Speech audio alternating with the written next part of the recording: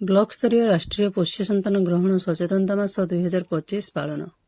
ଜିଲ୍ଲା ଶିଶୁ ସୁରକ୍ଷା ବିଭାଗ ବୌଦ୍ଧ ଏବଂ ମହିଳା ଓ ଶିଶୁ କଲ୍ୟାଣ ବିଭାଗ ଓଡ଼ିଶା ସରକାରଙ୍କ ଦ୍ୱାରା ବ୍ଲକ ସମ୍ମିଳନୀ କକ୍ଷ ବୌଦ୍ଧଠାରେ ବ୍ଲକ ସ୍ତରୀୟ ରାଷ୍ଟ୍ରୀୟ ପୋଷ୍ୟ ସନ୍ତାନ ମାସ 2025 ଉପରେ ଏକ ସଚେତନତା କାର୍ଯ୍ୟକ୍ରମ ଅନୁଷ୍ଠିତ ହୋଇଯାଇଛି।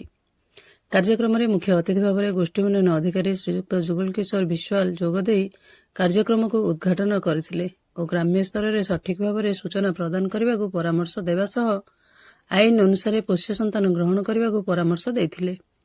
ସମ୍ମାନିତ ଅତିଥି ଭାବରେ ଜିଲ୍ଲା ଶିଶୁ ସୁରକ୍ଷା ଅଧିକାରୀ ଶ୍ରୀଯୁକ୍ତ ରାହୁଲ ପ୍ରଧାନ ଯୋଗଦେଇ କାର୍ଯ୍ୟକ୍ରମର ଉଦ୍ଦେଶ୍ୟ ଜ୍ଞାପନ କରିବା ସହ ଆଶା ଏବଂ ଅଙ୍ଗନବାଡି କର୍ମୀଙ୍କ ଭୂମିକା ଉପରେ ଆଲୋକପାତ କରିଥିଲେ।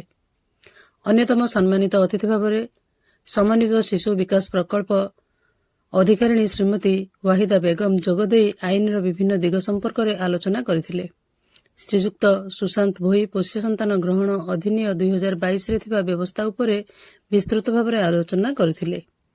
ଏହି କର୍ମଶାଳାରେ ସମନ୍ୱିତ ଶିଶୁ ବିକାଶ ପ୍ରକଳ୍ପର ଅଙ୍ଗନବାଡି କର୍ମୀ, ଆଶାକର୍ମୀ, ଚାଇଲ୍ଡ ହେଲ୍ପଲାଇନ୍ର କର୍ମଚାରୀମାନେ ଯୋଗ ଦେଇଥିଲେ।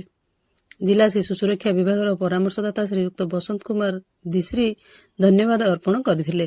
ଏହି କାର୍ଯ୍ୟକ୍ରମକୁ ଜିଲ୍ଲା ଶିଶୁ ସୁରକ୍ଷା ବିଭାଗର ସୌମ୍ୟରଞ୍ଜନ ଜେନା, ଶ୍ରବଣ ସାହୁ, ରଞ୍ଜିତ ସାହୁ ଏବଂ ସତ୍ୟନାରାୟଣ ନାୟକ ସହଯୋଗ କରିଥିଲେ।